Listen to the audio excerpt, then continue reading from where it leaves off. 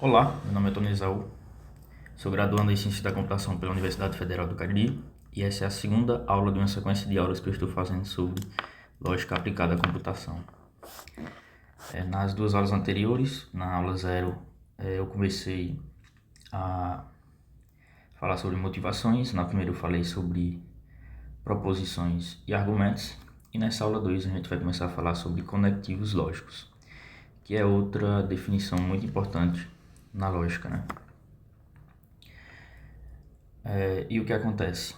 Os conectivos lógicos, embora eu vá falar aqui deles, eu não vou exaurir tudo que tem para falar sobre os conectivos lógicos nessa aula, porque o objetivo dessa aula é dar a vocês um contato inicial com os conectivos lógicos e para que vocês tenham uma ideia do que é.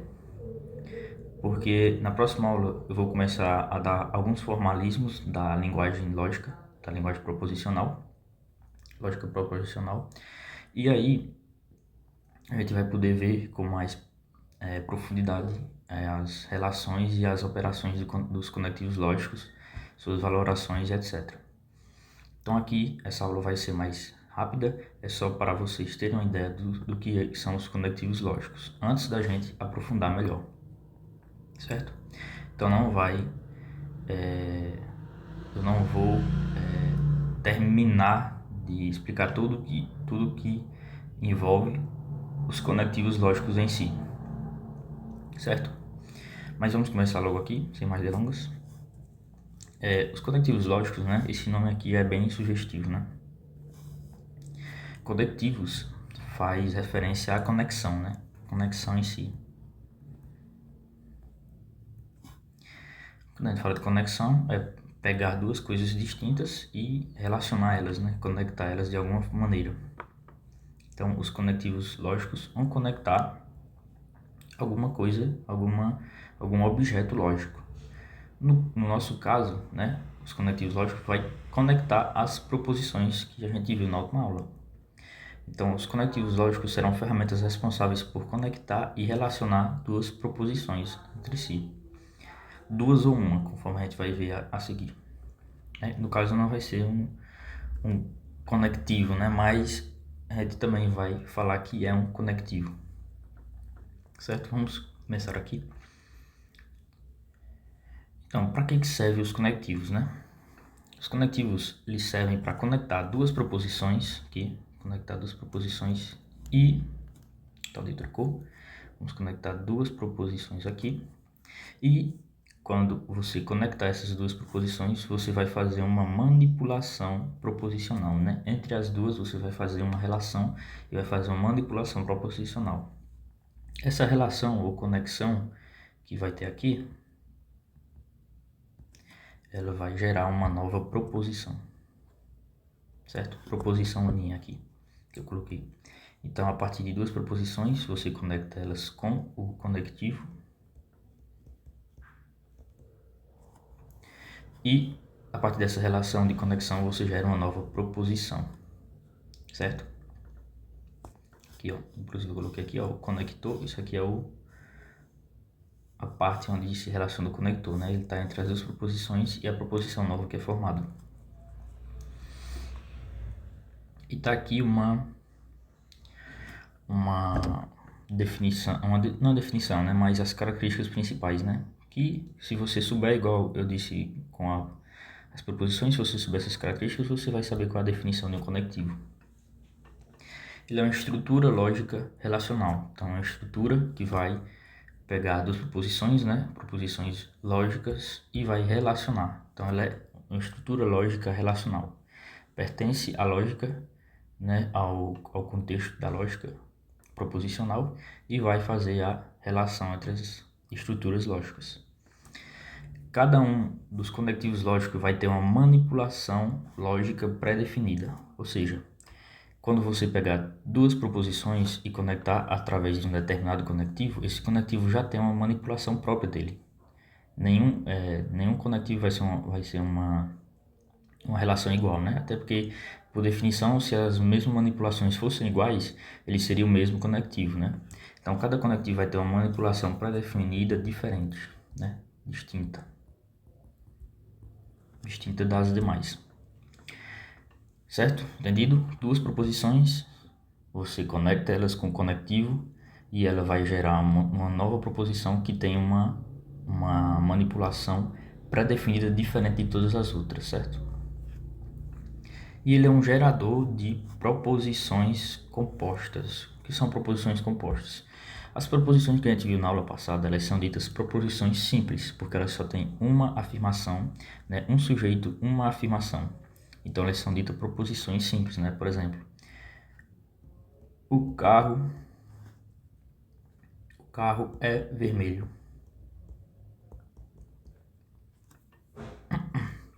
Essa é uma proposição simples, porque ela só tem uma afirmação. O carro é vermelho. Ela é simples. Ela é uma proposição própria em si. Ela é uma proposição que vai dizer atômica. Atômica porque ela é um ponto, né? Ela é só uma proposição entre todas as outras e ela não se relaciona com nenhuma outra. Então ela é uma proposição, né, escrita em linguagem natural, que é única, é um átomo, certo? Então o conectivo ele vai chegar com outra proposição, o conectivo vai chegar com outra proposição, né? E vai conectar a outra proposição aqui, né? Vou pensar aqui. O animal, tá? O cachorro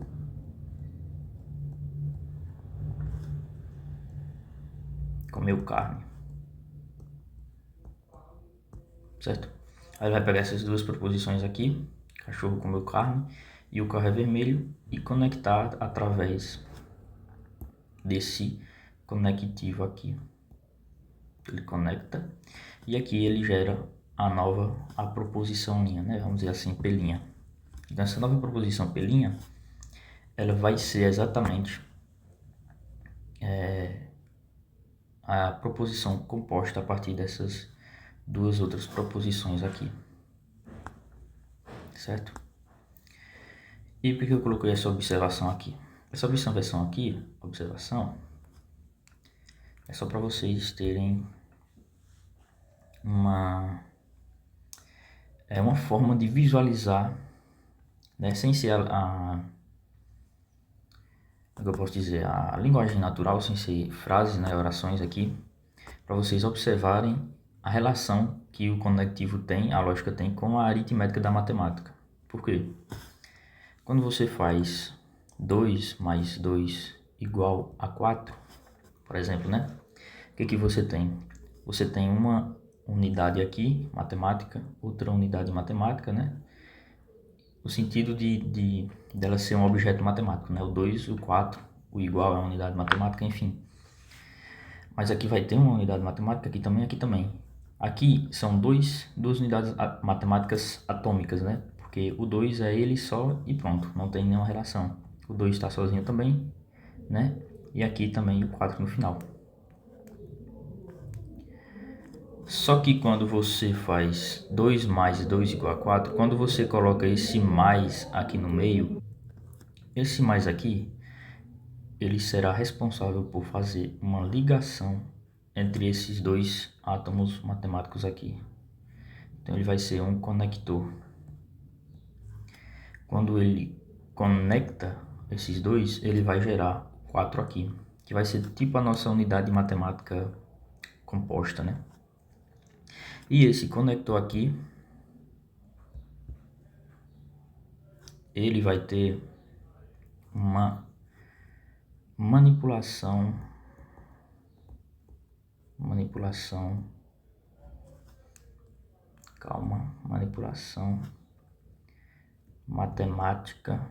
matemática pré-definida, certo? Por quê? Quando você faz 2 mais 2 igual a 4, você já sabe o que o mais faz. O mais faz determinada coisa, ele soma números. Se você fizesse 2 vezes 2, o que ele vai fazer? Ele vai multiplicar. 2 vezes 2 igual a 4, certo? Se fosse uma uma potência, né? 2 elevado a 2. Ele é um conector, o elevado também, né? A potência. 2 elevado a 2, 4. É claro que os resultados estão dando todos iguais, estão dando a mesma proposição composta, entre aspas, né? Só que cada manipulação que o conector diferente faz aqui, do elevado, por exemplo, né? Ele vai, ou vezes que é o ponto, ele vai fazer uma manipulação matemática diferente das demais. Então, a aritmética também vai ter esses conectores, né? É o mais, o menos, o vezes, o dividido, e ele faz uma manipulação matemática pré-definida e gera um átomo matemático composto, né? Então, se você quiser pensar assim, você pode fazer essa relação. Aqui é uma proposição, aqui vai ser uma proposição, né? P1, P2, né? Vai ter o conectivo aqui, conectivo no meio, e vai gerar uma nova proposição aqui, P3, certo? Então você pode fazer essa relação na sua cabeça só para você visualizar melhor. Então, espero que a definição já esteja bem internalizada, né, na sua cabeça, porque é uma estrutura lógica relacional, porque relaciona duas proposições. Tem uma manipulação pré-definida, por quê? Porque a gente já sabe a definição do qual a relação que ele vai fazer com aquelas duas proposições, certo? E ele vai gerar proposições compostas, que é quando você pega uma proposição simples, que é só uma afirmação, com outra proposição simples, conecta, aí ela vai virar uma proposição composta, certo? Então, eu fiz esse paralelo com a matemática para vocês verem que é uma coisa natural, né? A gente vê uma coisa totalmente natural. Aqui agora que eu vou mostrar os principais conectivos, né? O primeiro conectivo que eu vou mostrar é um conectivo dito unário. Por que ele é unário? Porque ele vai estar somente em uma proposição, ele vai atuar somente com uma proposição. Então você pode pensar, então é um conectivo? Por definição, a gente considera ele um conectivo lógico também, certo? Mas ele vai atuar somente sobre uma proposição. E esse conectivo é o negação, né? Negação ou não, né? Eu botei todos os nomes aqui possíveis para vocês não terem, se verem em algum lugar diferente, né? Vocês saberem que é a mesma coisa, né? A negação ou não, ou not, né? O not vai ser mais utilizado em circuitos, né? Negação e não é mais uma linguagem natural. E aqui os símbolos lógicos proposicionais, né? Pode ser esse traço aqui, ou então o tio, né? Então, todas essas formas aqui são formas de falar da negação. E o que vai ser a negação? A negação é simplesmente quando você tem uma proposição, você coloca o símbolo de negação antes dessa proposição, você nega a afirmação daquela proposição. Então você está afirmando uma coisa, quando você coloca a negação, você afirma o contrário do que queria se afirmar inicialmente. Então é uma coisa bem lógica mesmo. Se uma negação é o que? Você afirmou uma coisa, a pessoa vai lá e nega o que você afirmou, é mentira. Não é assim, é o contrário. Então negação é exatamente isso, no sentido mais comum da coisa mesmo, né? Na nossa lógica aqui. Tem uma afirmação, você nega ela, o não, o not, em inglês, e você gera o contrário dela, certo? Por exemplo, tem um exemplo aqui que eu coloquei, né? Por exemplo, a proposição P. Pedro é homem, né? Pedro é um homem. O que acontece? Eu estou afirmando, Pedro é homem, ele é um indivíduo do sexo masculino, ele é homem. No entanto, se eu coloco o símbolo do não antes da nossa proposição aqui, inclusive eu vou usar esse símbolo aqui, né, que é o mais comum, né, em vez do tio, embora possa aparecer também, vou usar esse daqui, negação, né. Quando você coloca o não, você nega o que está dentro da frase, né. Eu deixei dessa maneira aqui, com o não fora do parêntese, para ficar mais didático, né. O que eu estou dizendo aqui? Estou dizendo que não, Pedro é homem. Estou dizendo.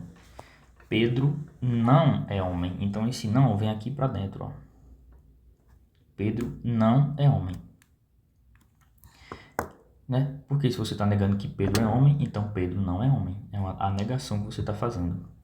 Então, o que o conectivo lógico unário negação faz com uma proposição? Nega ela. Só isso, nada mais. Você tem uma afirmação, você nega ela e ela vira o contrário, né? Inclusive, deixa eu ver logo outro exemplo aqui. Certo. Temos a proposição que computação não é importante. Perceba que nessa frase a gente já vem com um não, né? Então a gente pensa, ué, se ele já vem com um não, ela já está sendo negada, não? Não. A proposição aqui, ela é uma proposição. Então, se ela é uma proposição, você consegue aplicar o conectivo unário de negação, certo? O não tem nada a ver com a negação do conectivo lógico. Negação não tem nada a ver com o conteúdo da negação que está dentro de uma proposição. Você pode negar ela da mesma forma. Então, computação não é importante. Quando você coloca a negação aqui, ó, negação de quê? O que acontece? Você faz não, computação não é importante, né? Embora tenha ficado aqui, né, no sentido de estar reforçando, né, aqui, como se fosse uma vírgula aqui, né, como eu li agora. Mas o que você quer dizer, na verdade, é que computação é importante, porque você está dizendo exatamente o contrário, né? Então, esse não aqui é como se ele estivesse cancelando esse não aqui, né? Então, fica computação é importante, certo? Porque se a computação não é importante e você está dizendo que ela é uma mentira, então a computação é importante. Você está negando que ela não é importante, certo? Né? Também dá para confundir um pouco a cabeça, né? Mas sempre que você vira uma proposição, você pode negar ela, certo? Inclusive, se você negar essa proposição, computação é importante, você chega na de cima, né? Que seria o contrário. Então, mesmo na negação, você pode negar ela e voltar à proposição original. Então, não se assustem quando tiver um não na proposição e vocês querem negar ela, certo?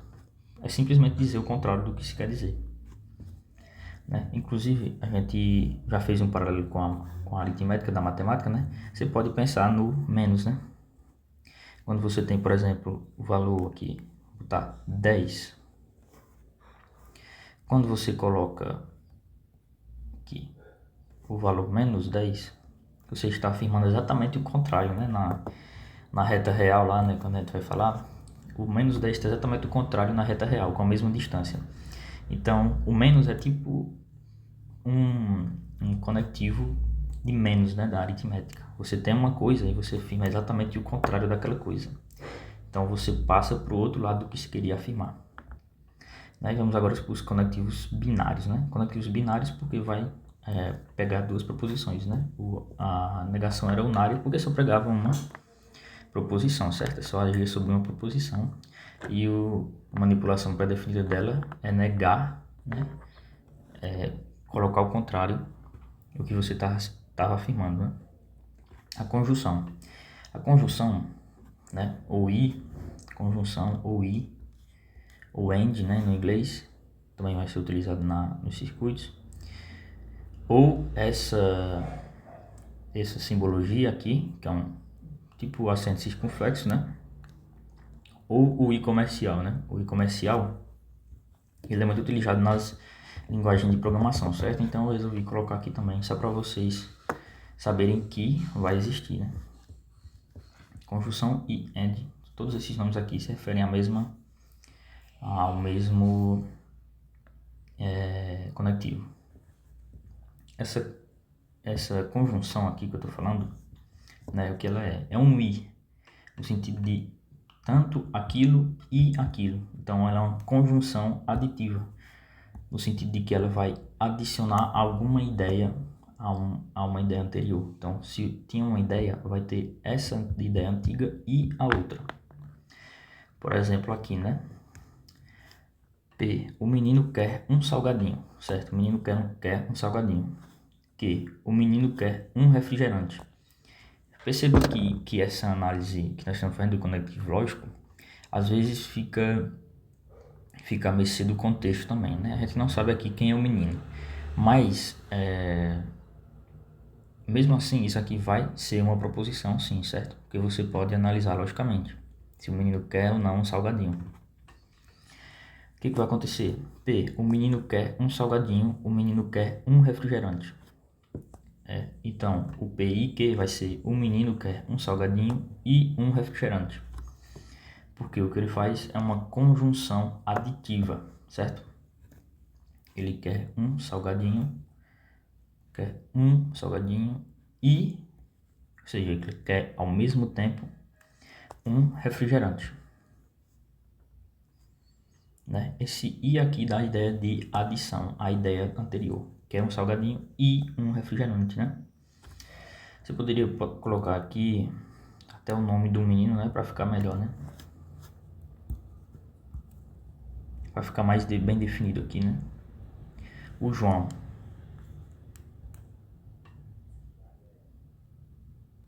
O João é um menino, né? O João quer um salgadinho e um refrigerante, certo? Então, P e Q, esse símbolo aqui, vai dar uma ideia de adição na ideia anterior. E, and, né? O João quer um salgadinho, o João quer um refrigerante. Se o João quer os dois, então eu uso a manipulação pré-definida do "e", que é juntar as ideias ao mesmo tempo, paralelamente, né? O João quer um salgadinho e quer um refrigerante também, certo? Aqui, para dirigir um carro é necessário ter, esqueci de colocar aqui, CNH, né? CNH. Para dirigir um carro é necessário ter CNH. Para dirigir um carro é necessário ter a chave. Então, se você quer dirigir o carro, você precisa do quê? Você precisa da CNH e da chave, certo? Então, P e Q seria: para dirigir um carro é necessário ter CNH e chave. Porque se você não tiver a CNH, você não dirige, teoricamente, né? E se você não tiver a chave, aí sim você realmente não dirige o carro, né? Então, essa ideia de "e" de adição. Para dirigir um carro é necessário ter CNH e chave. A disjunção é no sentido de ou, né? Você tem uma coisa ou outra. Disjunção ou or, em inglês. Ou esse Vzinho aqui que a gente usa, certo? Essa simbologia, que é o que a gente vai utilizar também. No "i" a gente vai utilizar o circunflexo, né? O "ou" a gente vai utilizar isso aqui. Mas também tem as barras verticais aqui, né? Que vão ser utilizadas nas linguagens de programação, certo? Então, por exemplo, o menino quer um salgadinho, o menino quer um refrigerante. Então, P ou Q é o menino quer um salgadinho ou um refrigerante. Vamos botar o João aqui de novo, né? Joãozinho. João. O João quer um salgadinho, o João quer um refrigerante, certo? Só para ficar mais bem definido aqui para vocês não estranharem. O João quer um salgadinho, o João quer um refrigerante. Então, P o quê? O João quer um salgadinho ou um refrigerante. Isso indica que João ou quer o salgadinho e ele ficará feliz, ou se der o refrigerante ele vai ficar feliz. Mas se der os dois também ele vai ficar feliz. Porque se ele quer apenas um, se ele tiver os dois ele vai ficar feliz também. Né? No outro caso, se ele não tivesse os dois, ele não ia ficar feliz, porque ele quer o salgadinho e o refrigerante. Mas nesse caso, se ele tiver o salgadinho, ele fica feliz. Se ele tiver o refrigerante, fica feliz. Mas se ele tiver os dois, ele fica feliz também, certo? Então, a disjunção vai fazer essa ideia de ou alguma coisa ou outra, então dá certo. Então, obrigado, né, pelo que você fez. Exemplo 2 aqui. Para escrever uma carta é necessário ter um lápis, certo, né? Para você escrever a carta, né? Precisa ter o papel também, né? Mas vamos atentar aqui ao escrever, né, em si. Para escrever uma carta é necessário ter uma caneta, né? Então, para escrever a carta precisa do quê? Ou um lápis ou uma caneta. Sem nenhuma das duas você não escreve. Sem nenhuma das duas juntas você não escreve. Mas com uma você escreve, com outra você escreve. E se você tiver as duas, tanto faz, né? Porque você pode escrever de todo jeito. Então a ideia do ou é exatamente isso. De que você pode pegar ou uma coisa ou outra e vai dar certo. Ou então pegar as duas juntas, né? Aqui. O que acontece? O ou tem essa manipulação pré-definida de tentar excluir uma das possibilidades para a outra, porque assim, mesmo você excluindo uma das possibilidades, ainda consegue, beleza? Se excluir a outra e você tiver outra, ainda consegue. Se excluir as duas, é que vai dar sempre errado, né? Porque é impossível. O próximo conectivo vai ser exatamente um ou um pouco diferente, né? Com uma manipulação lógica um pouquinho diferente, que vai ser exatamente o ou exclusivo. Ou exclusivo. O que ele faz? O ou exclusivo, ele vai pegar duas proposições e conectar, né? Conforme os outros, né? Falar aqui, ou exclusivo, né? Ou, né? Que vai ter ou, aí, paraná, uma coisa aqui no meio e o ou no final. Com outra coisa aqui depois, né? Que eu esqueci de colocar. Ou alguma coisa ou aquela outra. SHOR, que é o nome utilizado nos circuitos lógicos, certo? E aqui é o sinal do ou exclusivo. É um V com o tracinho embaixo. E aqui, em circuitos lógicos, a gente utiliza a bola com o mais no meio aqui, né? O que acontece? Por exemplo, aqui, o João come salgadinho, né? Vou colocar aqui, o João come salgadinho. E o João bebe refrigerante. Imagine que comer salgadinho e beber refrigerante ao mesmo tempo é impossível. Enquanto ele está comendo, ele não consegue beber. Enquanto ele está bebendo, ele não consegue comer o salgadinho, né? Não faz sentido ele fazer os dois ao mesmo tempo, né? Seria uma coisa estranha, né? Falta de educação. Então o que acontece? Quando você faz P ou exclusivo Q, você está fazendo uma exclusão de uma das possibilidades, né? Ou o menino come salgadinho, ou o menino, né? O João bebe refrigerante. Tá aqui o João também. Ou o João come salgadinho, ou bebe refrigerante. Então você vai precisar exatamente de uma das possibilidades, mas não as duas, certo? Então o ou antigo, se você tivesse as duas coisas ao mesmo tempo, você ficava feliz. Porque se você queria só uma, ficar com as duas é bom. Mas aqui, se você ficar você ficar com as duas, você é infeliz. Porque você vai ter duas coisas que se excluem, né? Por isso é o nome ou exclusivo, porque ele vai dar a ideia, vai dar um sentido de exclusão de uma das possibilidades, né? Ou João come salgadinho ou bebe refrigerante. Então, ou o João come salgadinho e fica feliz, certo? Ou o João bebe refrigerante e fica feliz. Se ele comer e beber ao mesmo tempo, fica infeliz. E se ele não tiver nenhum dos dois, nem comer nem beber, ele também vai ficar infeliz, certo? Então, ele é nesse sentido de excluir uma das possibilidades, né? E não fazer nada ao mesmo tempo, né? A gente pode pensar, na verdade, que ele vai ficar feliz sempre que for um lado verdadeiro e outro falso, né? Que aí ele vai ter essa alternância e aí ele vai ficar feliz. Agora, se os dois forem falsos, os dois forem verdadeiros, aí a gente fica infeliz, né? O cara fica infeliz, o João. Então, o exclusivo é isso aqui, certo? Bem simples, bem fácil de entender também. Só uma mudança em relação ao U, certo? E aqui vamos ter os conectivos condicionais, certo? Conectivos condicionais. O condicional, ele é uma setinha, né? Como a gente vê aqui, uma setinha assim. Ele é uma condicional, uma implicação ou um se então. E o símbolo dele vai ser essa seta aqui. O que ele faz? Ele pega duas proposições e sai de uma para implicar na outra, certo? Então, por exemplo, P está chovendo e que a rua está molhada. Então, o que ele faz? Se a rua está chovendo, então, ou se está chovendo, então a rua está molhada, certo? Ele pega está chovendo e implica aí está molhada. Se está chovendo, a rua está molhada, certo? Então, o que ele faz é essa implicação se, então. Se, então. Certo? Não é muito difícil, né? Você pega o se, está acontecendo alguma coisa, uma condição, né? Se está fazendo alguma coisa, uma condição. Então, implica numa ação, né? Numa conclusão. Se está chovendo, a rua está molhada. Né? Aqui, P, então Q. Se P, então Q. Se está chovendo, então a rua está molhada. Esse se então aqui. No exclusivo era o ou aqui, né? O ou. Aqui vai ser o se então. Essa frase, né, essa proposição aqui antes do então, aqui ela nós vamos chamar de antecedente, certo? Então está chovendo é o antecedente da implicação. E o que vem depois do então é o dito consequente do antecedente, né? Então o consequente ele é o que vem depois do antecedente na implicação, né? Então, se está chovendo, a rua está molhada, aqui é o antecedente e aqui é o consequente, certo? No sentido de que ele é uma consequência do que está acontecendo no antecedente. Tá beleza? Muito fácil de entender, né? E aqui a bicondicional, certo? A bicondicional é o quê?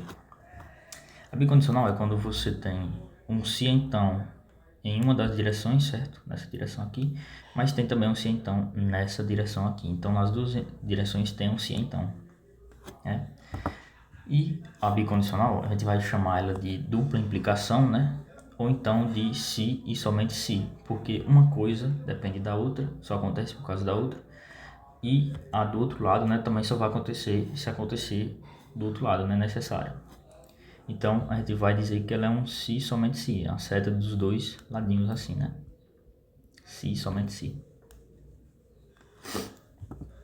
Então, por exemplo, 4 é um número par, certo? 4 é um número par. Que 4 é divisível por 2. Então eu posso afirmar com se somente se 4 é um número par se e somente se é divisível por 2, né? E isso inclusive é verdade, né? 4 é um número par se e somente se é divisível por 2. Ou seja, se 4 é par, ele é divisível por 2. Se 4 é divisível por 2, então ele é um número par. Então, tanto a ida como a volta, né? Como a gente normalmente fala, né? Uma expressão, um jargão matemático, né? Tanto na ida como na volta, são dois se então, né? Se 4 é um número par, então é divisível por 2.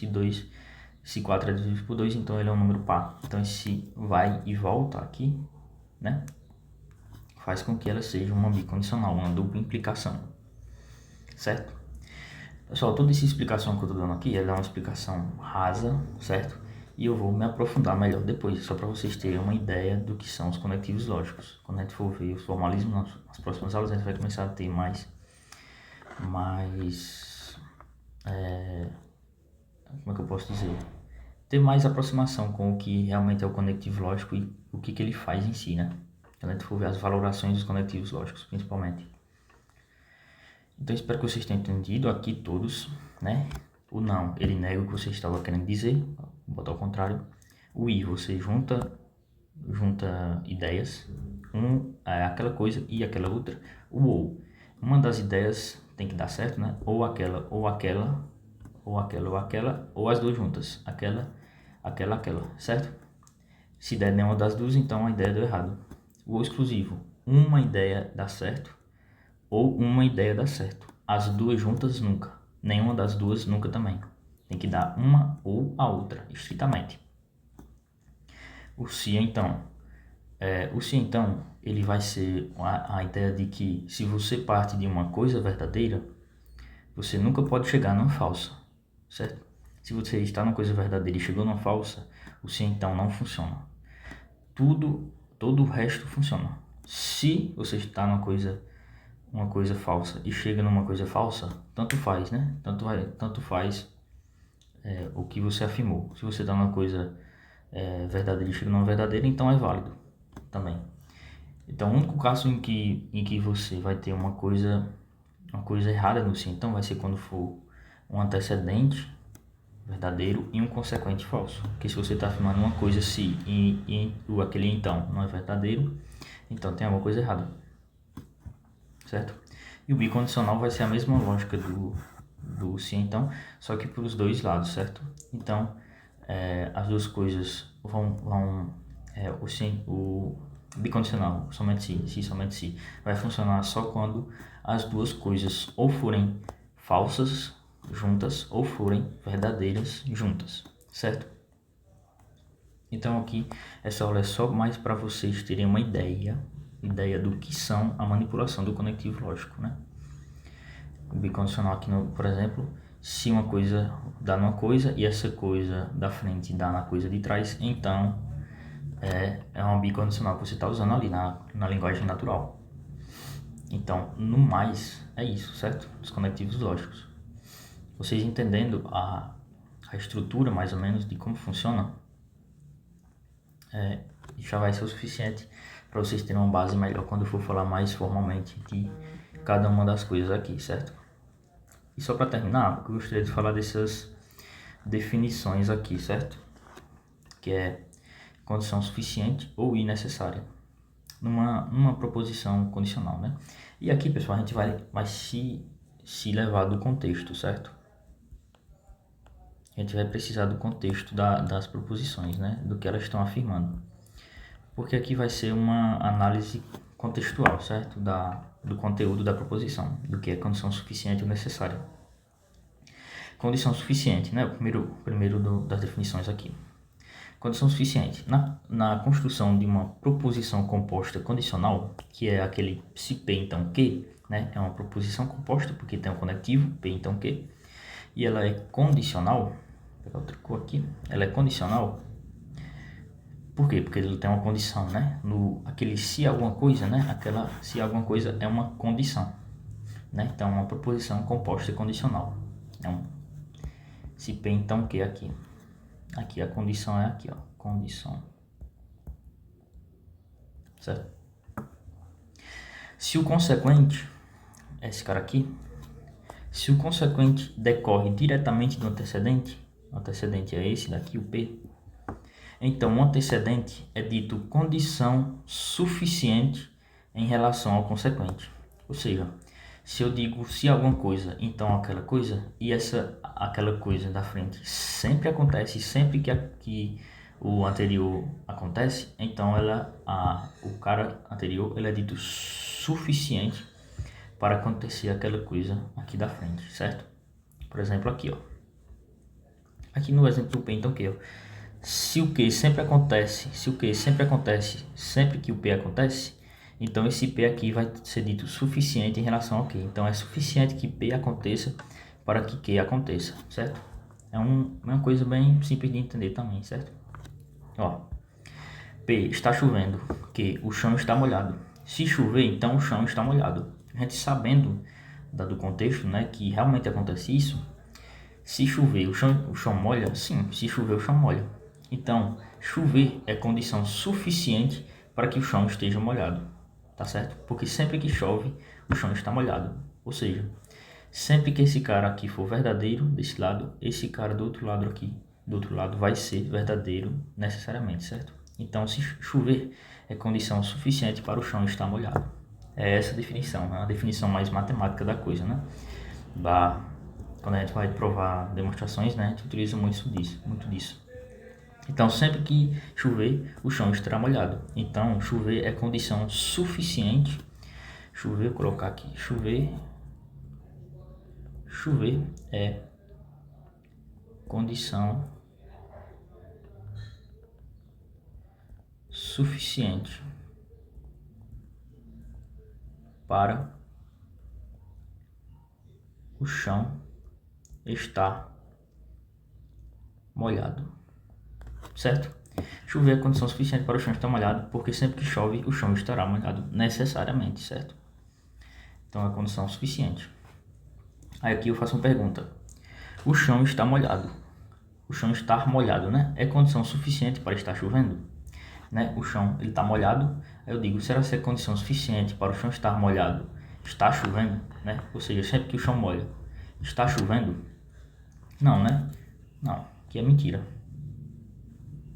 Porque você pode ter o chão molhado e não está chovendo, né? Você derramou uma água ali, né? Então, sempre que o chão estiver molhado não quer dizer absolutamente nada sobre a chuva. Quer dizer apenas que o chão está molhado. Alguma pessoa derramou uma água ali, sei lá, derramou um balde d'água e o chão molhou. Não é condição suficiente para estar chovendo o chão estar molhado, certo? Então é nesse sentido que uma condição é suficiente. Agora, uma condição necessária. Na construção de uma proposição composta condicional, novamente, né, aqui, ó. E aqui condição. Aqui a condição. Aqui é o consequente, antecedente, certo? Numa proposição composta condicional, que é exatamente esse P, então, que é aqui. se o consequente, né, esse cara aqui, o que? Ele é necessário para que a condição seja verdadeira, a condição é essa daqui, então ela é dita necessária em relação ao antecedente, ou seja, o que ele é necessário para o P.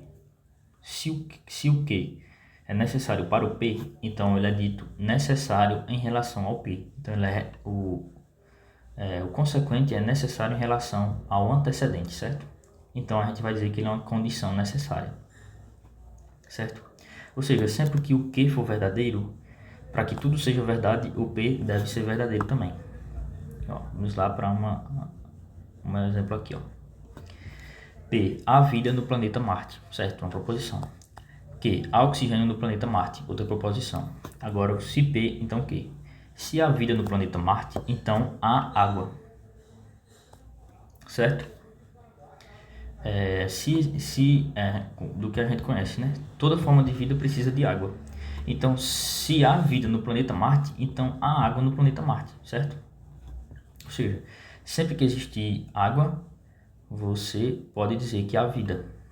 Não, sempre que existir vida no planeta, é o contrário, né? Sempre que existir vida no planeta, você pode dizer que há água. Então, esse cara aqui ele é necessário para que o outro seja verdade, né? A vida.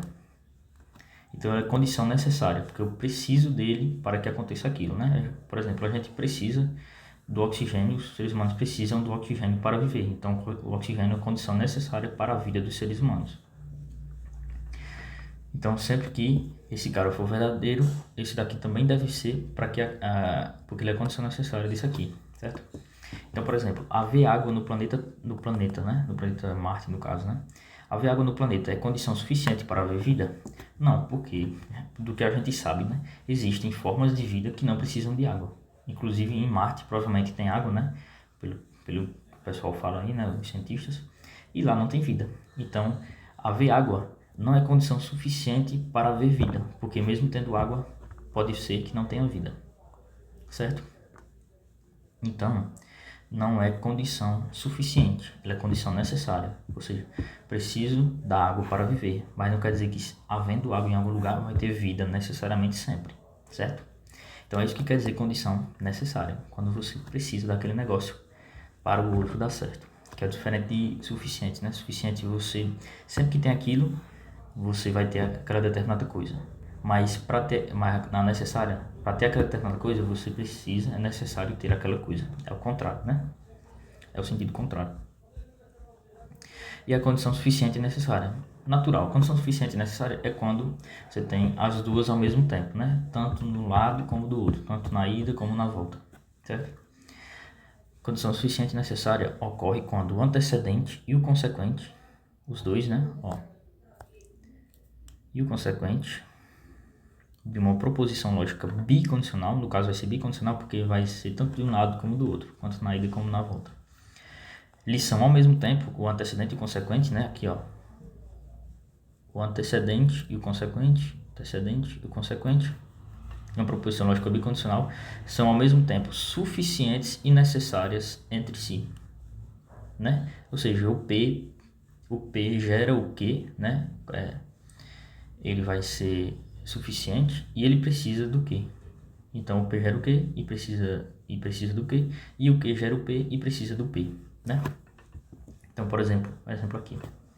10 é um número par e 10 é divisível por 2. Então, 10 é um número par se e somente se é divisível por 2. Por que é condição suficiente e necessária? Porque 10 ser um número par já é suficiente para que ele seja divisível por 2. E para que 10 seja par, é necessário que ele seja divisível por 2. Então, ele é condição suficiente e necessária em relação ao Q. E o Q da mesma forma. Se o 10 é divisível por 2, então ele é suficiente para ser um número par. E para ele ser divisível por 2, é necessário que ele seja par. Então, os dois entre si aqui, né, as duas proposições entre si aqui, elas vão conversar para ser condição suficiente e necessária entre si, entre os dois. Então, é uma relação tão forte que uma coisa não consegue existir sem a outra. Nesse caso aqui, o se somente se aqui. É uma condição tão forte que não deixa que um exista sem o outro. Então, o outro precisa existir para que o outro também exista, e da mesma forma o contrário. O outro precisa existir para que o outro exista. Certo? Então, a condição suficiente e necessária ocorre quando o antecedente e consequente de uma mesma proposição lógica bicondicional são ao mesmo tempo suficientes e necessárias entre si. Um gera o outro, necessita. Um gera o outro, necessita. Os dois ao mesmo tempo, certo? Então, pessoal, nossa aula acaba por aqui. Como eu falei, essa é apenas uma aula mais abrangente de que são os conectivos lógicos, para a gente ter uma ideia. Quando for no futuro, e vocês vão perceber que essa aula vai facilitar muito o entendimento de vocês, que quando a gente for ver os conectivos mais aprofundados, né, da lógica proposicional, a gente vai ter uma ideia melhor, bem melhor, muito melhor do que são os conectivos, por ter visto essa aula aqui. Essa aula aqui eu usei mais linguagem natural, e quando for para formalismo a gente vai utilizar uma linguagem mais simbólica, certo? Matemática. Então, ver essa aula aqui é extremamente interessante para que vocês tenham uma boa ideia dos conectivos, certo? Quando eu for estudar mais aprofundado. Por isso eu tentei ser, embora o vídeo ainda esteja longo, né, a aula esteja longa, eu tentei ser o mais breve possível em cada um. Né? Quando a gente for estudar mais aprofundado, eu vou demorar mais ainda em cada um desses, porque cada um vai ter uma valoração específica, certo? Então, eu só queria agradecer a quem podia assistir até aqui pela paciência, né? E aqui tá as referências que eu uso. Estou usando esse livro aqui, Lógica para a Computação, de Flávio Soares, Lógica para a Ciência da Computação, do João Nunes, e Logic for Applications, da Annie Neurode, né? Da segunda edição. Então, esses três livros aqui. Muito obrigado por quem assistiu até aqui. Espero que tenha ajudado, né? Você a entender os conectivos, o não, o i, o ou exclusivo, os condicionais, né? Se então, se e somente se. Então, internalizem o que significa na linguagem natural isso, que vocês vão ter muito mais propriedade para entender o que significa na lógica proposicional mais formal, certo? Então, na próxima aula a gente já começa uma formalização da linguagem, da lógica proposicional, e aí a gente começa a ver coisas mais interessantes, certo? Do que apenas definições que a gente viu aqui. Muito obrigado quem assistiu até aqui. Meu nome é Tony Isaú e muito obrigado, certo? Até mais.